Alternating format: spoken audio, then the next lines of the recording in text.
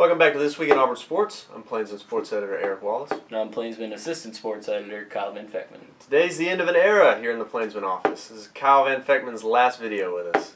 Yeah. It's a sad day. What a run. What a run. He's been around for a while, but he's moving on to bigger and better internships. Is that right? Yeah.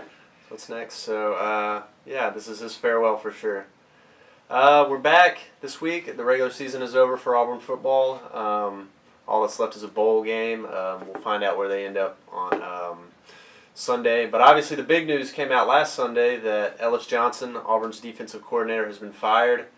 And now Gus Malzahn and his staff are left with a big hole to fix because the defense, as we saw, really brought the team down a little bit this year. So. But yeah, Malzahn and his staff, right after that happened on Sunday, they acted quickly and they got to the phone calls and they already gave Muschamp an offer. So now they're just playing a waiting game and seeing. Basically, it's between Auburn and Texas A&M to see where Muschamp ends up next season. I'd say so. That'd be a huge get for Auburn. Just about as good a defensive coordinator as you can get on the market right now. His problems at Florida, obviously he got fired after a disappointing campaign, but it was never the defense, it was the offense that always held Muschamp back. So plus, Auburn fans, they definitely want Will Muschamp. He's the number one guy on their list, considering how well he did while he was defensive coordinator here. So he's got ties to Auburn already, so fans are just waiting to see if he does end up signing that deal. Absolutely. I think Ron's about as excited as anybody for Muschamp, but he's not the only name out there. Obviously, a couple of other defensive-minded guys like Bo Pelini. He got fired, surprisingly, from Nebraska. There's Manny Diaz, Bill Clark. Obviously, that situation at UAB is really unfortunate. But I think a guy like Manny Diaz, maybe not the biggest name, but Kyle, you know, he's an up-and-coming defensive guy, isn't he? Yeah, he definitely is. He has a lot of experience, and he has experience at big programs such as Texas. The first year he got to Texas, they were the number one defense in the Big 12. And he has a history of coming into programs that are big, like Texas and like potentially Auburn, that struggled the year before. And he has just major turnarounds whenever he goes there, and his results show. So absolutely, he's a rising guy. I don't think Auburn fans maybe not like it because of the name. They're expecting Muschamp, but I think he might be a good fit for Auburn. And they'll save some money, definitely. Oh, big time. Yeah, absolutely. Speaking of money, the Tigers will head to a bowl game. I guess what we're looking at, Citrus Bowl, Music Outback City Bowl, Outback Bowl, yeah, down in Tampa. What else is there? There's the one in Atlanta, and then there's Independence Bowl down in Shreveport. So we'll find out where the Tigers end up with the new college football playoff system. The bowl kind of allocations are a little bit different. Yeah. But it'll be interesting to see where the Tigers end up. And I think they'll come out and play well, don't you? Yeah, I think they still have a bitter taste in their mouth after that close Iron Bowl. And whoever is playing Auburn is definitely not looking forward to that because that's going to be a tough matchup for them as all the players. They want to end their careers here with a solid bowl win. Yeah, it'll be a farewell. It'll be the farewell run for Cameron Artis-Payne and Nick Marshall, two very productive players for Auburn.